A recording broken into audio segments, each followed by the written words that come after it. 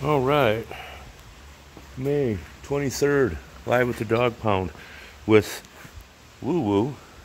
Hey, can I get a smile out of you today, buddy? Can I get a smile? Sit and smile. Sit and smile. Where is it? Come on, give me a smile.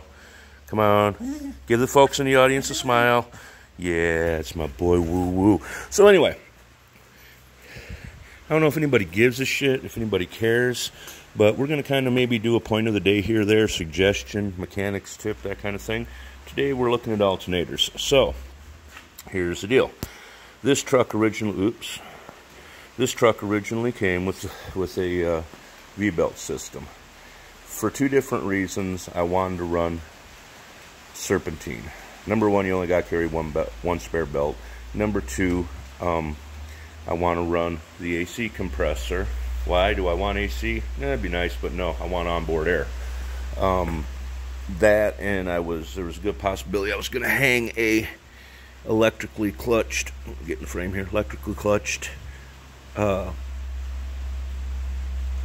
pump right there in the front of the motor that was also serpentine.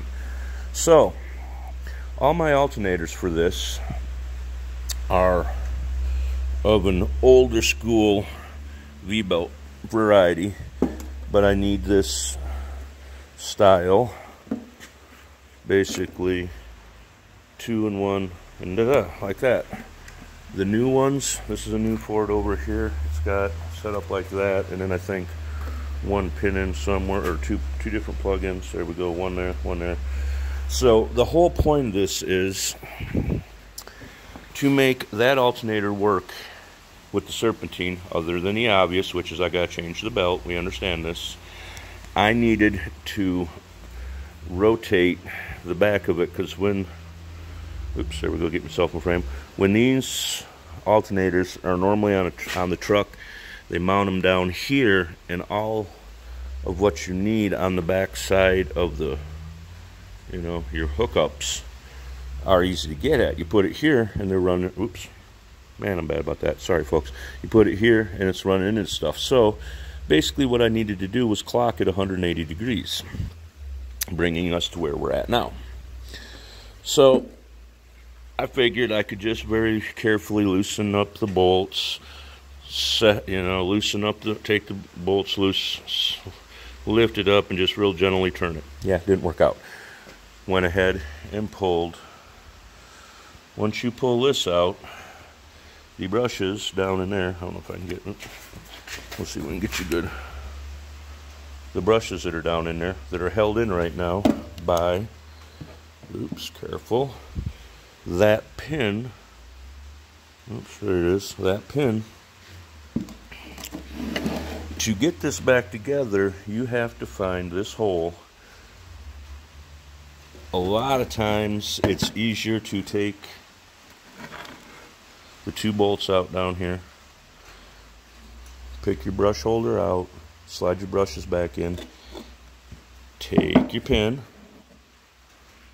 put it in while it's out, so you got them all held, because trying to put the brushes back in down there is near nigh impossible. You get it, you got patience, baby, I promise you. So once you have them pushed back in, the pin put in, you set it back down in here, screw your screws in it. Then when you get ready to set him back on where he needs to be, once he's on, you pull the pin, it releases the brushes, and they sit back up against the contact wheel, those brushes down in there.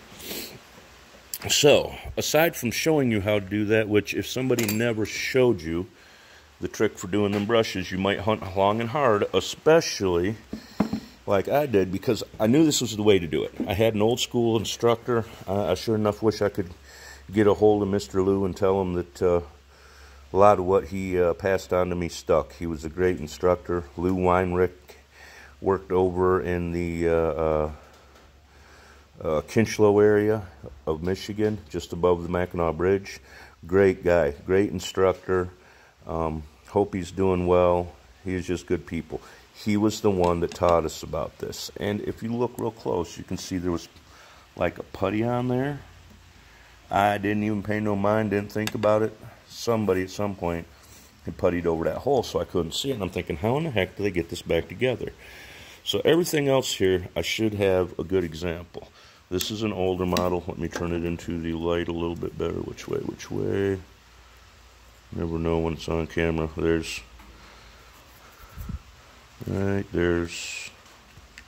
our hole that you would pin or drop the pin back through. This one, it's hid up in by the rectifier board, right in there. This one on this GM, I'm not 100% certain, but I'm thinking it's that. But that's, I don't have a Chrysler up here. It would have the same thing. Like I said, it would take a,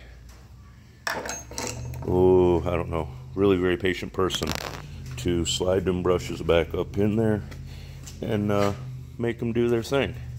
So anyway, now that we have that hurdle over, I'm going to figure out where exactly I need to chalk that, get it put on.